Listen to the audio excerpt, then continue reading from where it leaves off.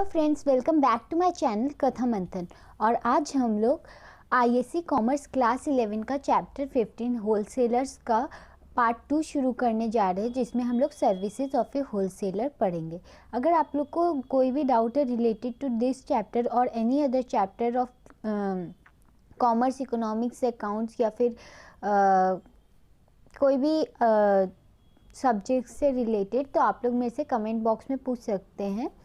और अगर आप लोग को इस चैप्टर के या फिर और भी कोई भी चैप्टर के लाइक कॉमर्स, इकोनॉमिक्स से अकाउंट्स के, अगर आप लोग को इम्पॉर्टेंट नोट्स या फिर शॉर्ट नोट्स जो आईएससी में आते हैं, आईएससी पैटर्न्स के हिसाब से वैसे नोट्स चाहिए, तो आप लोग प्लीज़ डिस्क्रिप्शन बॉक्स में जाइएगा। वहाँ पे आप लोग को ब्लॉग का लिंक मिल जाएगा। मैंने अपने ब्लॉग में पूरा अच्छे से चैप्टर के नोट्स लिख रखे हैं। और आप लोग फर्दर स्टडीज़ के लिए, मतलब कुछ एक्स्ट्रा क्वेश्चन आंसर या कुछ एक्स्ट्रा नोट्स के लिए, आप लोग को डिस्क्रिप्शन बॉक्स में इंस्टामोजो का लिंक भी मैंने प्रोवाइड कर दिया। वहाँ से जाके आप लोग मेरा बुक बाय कर सकते हैं। So let's start with this chapter wholesalers part 2 services of A wholesaler. Services of A wholesaler से हम लोग को क्या समझ में आता है? सर्विसेज ऑफ ए होलसेलर मतलब एक होलसेलर क्या क्या चीज़ दूसरों को सर्विस में देता है। मतलब एक होलसेलर प्रोड्यूसर या मैन्युफैक्चरर के लिए क्या सर्विस प्रोवाइड करता है, कंज्यूमर के लिए क्या सर्विस प्रोवाइड करता है, रिटेलर्स के लिए क्या सर्विस प्रोवाइड करता है, वो हम लोग पढ़ेंगे। तो a wholesaler provides valuable service to manufacturer और प्रोड्यूसर्स, रिटेलर एंड कंज्यूमर्स। जैसा कि मैंने आप लोग को बोला, एक होलसेलर मैन्युफैक्चरर या फिर प्रोड्यूसर या फिर रिटेलर्स या कंज्यूमर को कुछ वैल्यूएबल सर्विस प्रोवाइड करता है। अब वो क्या है वो देखते हैं हम लोग। सर्विसेज टू प्रोड्यूसर्स और मैन्युफैक्चरर्स। अब एक होलसेलर्स क्या क्या सर्विस प्रोवाइड करता है प्रोड्यूसर और मैन्युफैक्चरर को। Economies of large scale. A wholesaler buys goods in bulk and therefore enables the producers to produce goods on a large scale. Large scale production helps to reduce the cost of production per unit. अब जैसा कि हम लोग ने शुरू से ही wholesaler में पढ़ा था कि होलसेलर हमेशा जो गुड्स बाई करते हैं ना, वो हमेशा बल्क में करते हैं। बल्क में करने से क्या होता है कि वो लोग जो प्रोड्यूसर या मैन्युफैक्चरर होते हैं उनसे बल्क में गुड्स खरीदते हैं। तो बल्क में गुड्स खरीदने से क्या होता है कि अगर आप जैसे देखिएगा, अगर आप कोई एक सामान खरीद रहे या फिर वही सामान लार्ज क्वांटिटी में खरीद रहे, तो आपको अपना प्रॉफिट लार्ज क्वांटिटी में ज़्यादा दिखेगा, क्योंकि तब एक सिंगल क्वांटिटी का कॉस्ट कम पड़ेगा। इसलिए होलसेलर इस तरह प्रोड्यूसर और मैन्युफैक्चरर को हेल्प करता है, क्योंकि वो लार्ज क्वांटिटी में मतलब बल्क में गुड्स बाय करते हैं। तो प्रोड्यूसर और मैन्युफैक्चरर भी बल्क में गुड्स बनाते हैं, जिसके कारण उन लोग को एक गुड का मतलब एक पर यूनिट कॉस्ट कम पड़ता है। Assistance in distribution. Assistance in distribution मतलब होता है कि होलसेलर एक इंटरमीडिएटरी की तरह काम करता है। किसके बीच में इंटरमीडिएटरी की तरह काम करता है? रिटेलर्स और प्रोड्यूसर्स या मैन्युफैक्चरर। रिटेलर्स अपना सामान होलसेलर से लेता है और होलसेलर अपना सामान प्रोड्यूसर या मैन्युफैक्चरर से लेता है। अब जो होलसेलर होता है वो ज़्यादा सामान तो लेता है मैन्युफैक्चरर से, लेकिन एक बार में रिटेलर्स को नहीं बेचता। रिटेलर्स को वो थोड़ा थोड़ा करके ही बेचता है, क्योंकि रिटेलर्स को थोड़ा थोड़ा करके एक वाइड क्वांटिटी में गुड्स चाहिए रहता है। तो इस कारण से, लेकिन रिटेलर वो डायरेक्टली जाके मैन्युफैक्चरर या प्रोड्यूसर से ले नहीं सकता। इसलिए जो होलसेलर है वो एक इंटरमीडिएटरी मतलब एक मिडिल मैन की तरह रिटेलर्स और प्रोड्यूसर्स या फिर मैन्युफैक्चरर के बीच में काम करता है। Now warehousing facility. Warehousing facility मतलब क्या होता है? अब जो होलसेलर बल्क में गुड्स खरीदता है ना, उसको वो लोग एक बार में रिटेलर्स को नहीं बेचते, थोड़ा थोड़ा करके बेचते। तो बाकी का गुड्स वो लोग एक वेयर हाउस में रखते हैं, या तो अपना प्राइवेट वेयर हाउस में रखते हैं या फिर कोई रेंटेड वेयर हाउस में रखते हैं। Now forecasting of demand. Forecasting of demand मतलब एक होलसेलर आपका पूरा हर रिटेलर से एक अच्छा कांटेक्ट बनाए रखता है। अच्छा कांटेक्ट बनाए रखने से क्या होता है ना, रिटेलर मार्केट में बैठता है और डायरेक्टली कंज्यूमर के साथ डील करता है। तो कंज्यूमर के साथ डील करने से उसको कंज्यूमर का टेस्ट, प्रेफरेंस और डिमांड के बारे में पता चलता है जो मार्केट में चल रहा है। तो इससे जो होलसेलर है उसको भी कंज्यूमर का डिमांड, प्रेफरेंस या टेस्ट के बारे में पता चलता है। तो वो लोग ये बात मैन्युफैक्चरर या प्रोड्यूसर को इन्फॉर्म करते हैं, जिसके कारण जो न्यू सामान बनता है वो कंज्यूमर का प्रेफरेंस के हिसाब से बनता है। इससे जो डिमांड होता है वो पहले से ही फोरकास्ट हो जाता है। फोरकास्ट मतलब पहले से ही प्रेडिक्ट हो जाता है होलसेलर्स के कारण प्रोड्यूसर्स को, जिसके कारण वो लोग पुराने गुड्स को रिप्लेस करके प्रेफरेंस गुड्स में बदल देते हैं, और जिसके कारण हम लोग का क्वांटिटी भी अच्छा मतलब अच्छे तरीके से सोल्ड होता है और प्रॉफिट मार्जिन भी हाई हो जाता है। Now publicity of goods. अब जो होलसेलर्स होते हैं वो लोग अपना खुद का एडवर्टाइजमेंट लॉन्च करते हैं, जिसके कारण मैन्युफैक्चरर को एडवर्टाइजमेंट के लिए ज़्यादा एक्सपेंस मतलब एडवर्टाइजिंग में ज़्यादा एक्सपेंस खर्च नहीं करना पड़ता।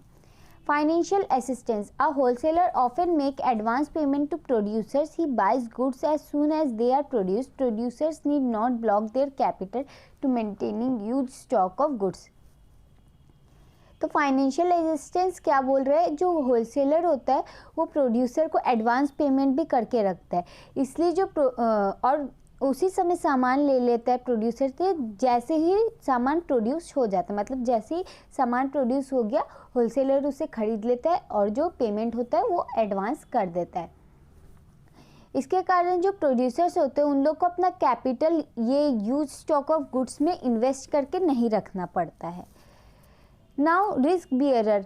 अब जो wholesaler provides ready market to producer by placing advance orders, he relieve them from the risk of loss due to fluctuations in demand and storage of goods. He also reduces risk by matching seasonal demand and supply. अब risk bearer क्या होता है, जो wholesaler होता है वो ready market तैयार करके रखता है प्रोड्यूसर्स के लिए कि जैसे गुड प्रोड्यूस होगा वो जा कर के बेच देता है और एडवांस मनी भी दे देता है प्रोड्यूसर के लिए, जिसके कारण जो प्रोड्यूसर होते हैं उनको उतना रिस्क बियर नहीं करना पड़ता है।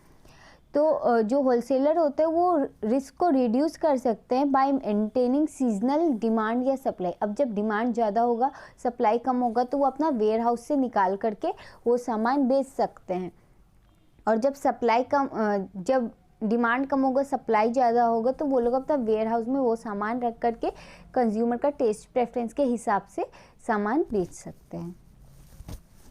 Regular production. A wholesaler enables the producers to maintain an even pace of production by placing advance orders. He also provides them bulk supply of raw materials from different sources. अब जो wholesalers होते हैं वो producers को एक pace maintain करने देते हैं। pace मतलब एक speed maintain करवाते हैं अपना goods के production में, क्योंकि वो लोग advance order place करते हैं और जो होलसेलर होते हैं वो प्रोवाइड करते हैं different types of raw material, ये क्या बोलते हैं, प्रोड्यूसर्स या फिर मैन्युफैक्चरर्स को। लिंक, जैसे लिंक मतलब आपको वो इंटरमीडिएटरी या मिडिलमैन के बारे में ही बोल रहा है। जो होलसेलर होता है वो यूजुअली एक इंटरमीडिएटरी या फिर मिडिलमैन आप कह सकते हैं। वो किसके बीच में होता है, प्रोड्यूसर्स या फिर मैन्युफैक्चरर और रिटेलर्स के बीच में होलसेलर एक इंटरमीडिएटरी होता है। Now services to retailers. अब एक होलसेलर रिटेलर्स को क्या सर्विस प्रोवाइड करता है, convenience in buying. Convenience in buying मतलब जो होलसेलर होता है वो बल्क में तो गुड्स खरीदता है लेकिन बल्क में रिटेलर्स को बेचता नहीं है, और रिटेलर्स को भी बल्क में चाहिए नहीं रहता है, उसको भी थोड़ा थोड़ा क्वांटिटी चाहिए रहता है, लेकिन वाइड रेंज ऑफ क्वांटिटी चाहिए रहता है। मतलब अगर 10 पीस बैंगल के चाहिए तो 20 पीस फिर उसको कान का झुमका चाहिए रहता है, फिर 30 पीस उसको पायल का चाहिए रहता है। तो इस तरीके से रिटेलर सामान खरीदता है एक होलसेलर से। Credit facility. क्रेडिट फैसिलिटी मतलब होता है कि जो होलसेलर होता है वो अपना जो गुड्स बेचता है रिटेलर्स को वो क्रेडिट में बेचता है। मतलब रिटेलर्स अपना सामान कंज्यूमर को बेचने के बाद भी वो पैसा होलसेलर को चुका सकता है। रेगुलर सप्लाई, अब होलसेलर जो होता है वो लार्ज स्टॉक में गुड्स रखता है, तो अगर रिटेलर्स के पास सामान ख़त्म हो जाता है तो होलसेलर उसको गुड्स सप्लाई कर देता है। पब्लिसिटी, अब जैसा कि हम लोग ने शुरू में ही पढ़ा था कि होलसेलर अपना खुद का एडवर्टाइजमेंट कैंपेन बैठाता है, तो इसके कारण रिटेलर्स और प्रोड्यूसर्स या फिर मैन्युफैक्चरर को अपना एडवर्टाइजमेंट के लिए एक्सपेंस उतना नहीं लगता, ज़्यादा एक्सपेंस नहीं लगता है। Price stability, wholesalers reduce price fluctuation by adjusting supply and demand, they save the retailers from the loss which they may suffer due to this fluctuations. Price stability मतलब क्या होता है, जो होलसेलर होते हैं ना वो लोग, जैसा कि हम लोग ने पढ़ा था इसके पहले वाले में ही कि जो होलसेलर होते हैं वो लोग प्राइस फ्लक्चुएट करते हैं, और जो प्राइस फ्लक्चुएट करते हैं, कैसे फ्लक्चुएट करते हैं, क्योंकि वो लोग डिमांड और सप्लाई को एडजस्ट करते हैं मार्केट देख करके, जिसके कारण जो रिटेलर्स होते हैं उनको उतना लॉस बियर नहीं करना पड़ता है। इंट्रोडक्शन ऑफ न्यू प्रोडक्ट्स, अब जो होलसेलर्स होते हैं वो लोग रिटेलर्स से नोटिस लेते रहते हैं कि कंज्यूमर का टेस्ट और प्रेफरेंस के बारे में, तो इसके कारण वो लोग प्रोड्यूसर्स को जब देते हैं तो वो लोग न्यू गुड्स प्रोड्यूस करता है। न्यू गुड्स प्रोड्यूस करने से क्या होता है, न्यू प्रोडक्ट्स का इंट्रोडक्शन होता है, मतलब न्यू प्रोडक्ट्स के बारे में जानकारी मिलता है उन लोगों को। Assumption of risk, wholesalers save retailers from the risk of loss due to damage, changes in price, etc. as the retailers did not maintain large stock. जो होलसेलर्स होता है वो रिटेलर्स को लॉस से कैसे बचाता है, डैमेज से बचाता है और प्राइस के चेंज होने से बचाता है, क्योंकि रिटेलर्स यूज स्टॉक में सामान नहीं रखता है, जिसके कारण उसका डैमेज भी नहीं हो सकता, लेकिन जब उसका गुड्स ख़त्म हो जाता है तो होलसेलर उस तक गुड्स पहुंचाता भी है। और अगर इस बीच अगर डिमांड या प्रेफरेंस में कुछ या टेस्ट में कुछ चेंजेस होता है तो उसका रिस्क भी रिटेलर्स को नहीं उठाना पड़ता होलसेलर्स के कारण। Economy in transport, economy in transport मतलब होलसेलर अपना जो गुड्स होता है वो रिटेलर तक खुद ट्रांसपोर्ट करके आता है, या तो अपने ट्रक से और या फिर कोई भी चीज़ से उनके घर तक दे के आता है, रिटेलर्स के घर तक दे के आता है वो गुड्स, जिसके कारण रिटेलर्स का जो कॉस्ट ऑफ ट्रांसपोर्टेशन है वो भी नहीं लगता। एडवाइस टू रिटेलर्स, अब जो होलसेलर्स होते हैं वो रिटेलर्स को एडवाइस भी देते हैं, किस चीज़ के बारे में, गुड्स के बारे में एडवाइस देते हैं कि इस गुड्स का क्वालिटी, क्वांटिटी, प्राइस, सेल कैसा है। और जो होलसेलर्स होते हैं वो होम डिलीवरी भी रिटेलर्स को प्रोवाइड करते हैं। Now services to customer, services to customer मतलब एक होलसेलर कस्टमर के लिए कौन कौन से सर्विस प्रोवाइड करता है। Ready supply, wholesaler keep ready stocks with them so that the consumer can buy goods from retailers without waiting for them. अब जो wholesalers keep ready stocks with them so that consumer can buy goods from retailers without waiting for them. तो क्या बोल रहे हैं कि ready supply रखते, क्योंकि होलसेलर एक लार्ज स्टॉक में रखते तो रिटेलर्स के पास कभी भी सामान का कमी नहीं होता, तो कंज्यूमर जब चाहेगा जितना चाहेगा वो उतना क्वांटिटी रिटेलर से बाई कर सकता है विदाउट वेटिंग। अब matching, wholesaler make goods available according to the needs and preference of consumer, consumer get a wide choice. अब जैसे कि हम लोग शुरू से पढ़ रहे हैं कि होलसेलर जो है वो कंज्यूमर का टेस्ट और प्रेफरेंस के बारे में प्रोड्यूसर्स को बताते हैं, जिसके कारण प्रोड्यूसर जो गुड्स बनाते हैं वो कंज्यूमर का टेस्ट और प्रेफरेंस को देख के बनाते हैं, जिसके कारण कंज्यूमर के पास एक वाइड चॉइस रहता है सामान लेने का। लो प्राइस, अब जो होलसेलर्स होता है वो लोग बल्क में गुड्स खरीदता है, एक लार्ज स्केल में गुड खरीदता है, तो जब वो लोग रिटेलर को बेचता है ना तो वो लोग प्राइस को लो करके भी बेचते हैं, तो इसके कारण रिटेलर्स भी कभी कभी कंज्यूमर को डिस्काउंट दे करके सामान बेच देता है, जिसके कारण कंज्यूमर को भी डिस्काउंट मिल जाता है, तो वो भी खुश हो जाता है और उन लोग के बीच में एक अच्छा लिंक बन जाता है, एक अच्छा कॉन्टैक्ट बन जाता है।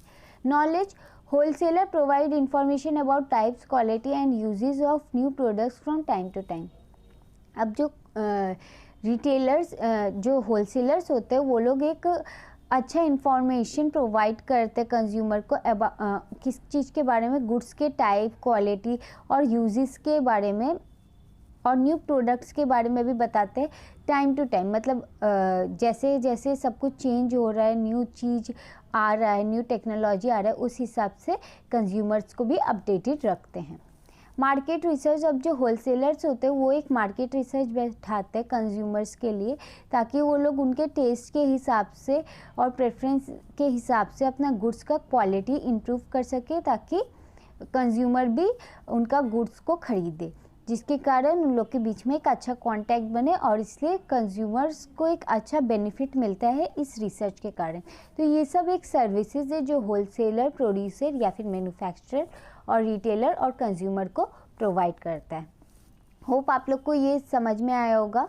अब नेक्स्ट वीडियो में हम लोग टाइप्स ऑफ होलसेलर्स के बारे में पढ़ेंगे और टाइप्स ऑफ होलसेलर्स के बारे में पढ़ेंगे। अगर आप लोग को कोई भी डाउट है रिलेटेड टू दिस चैप्टर और any other chapter of commerce, economics and accounts, तो आप लोग मेरे को कमेंट बॉक्स में पूछिएगा, आप लोग को उसका आंसर मिल जाएगा। और अगर आप लोग मेरा ऑनलाइन क्लास ज्वाइन करना चाहते हैं तो आप लोग प्लीज़ ज्वाइन बटन में जाके टर्म्स एंड कंडीशंस पढ़ लीजिए।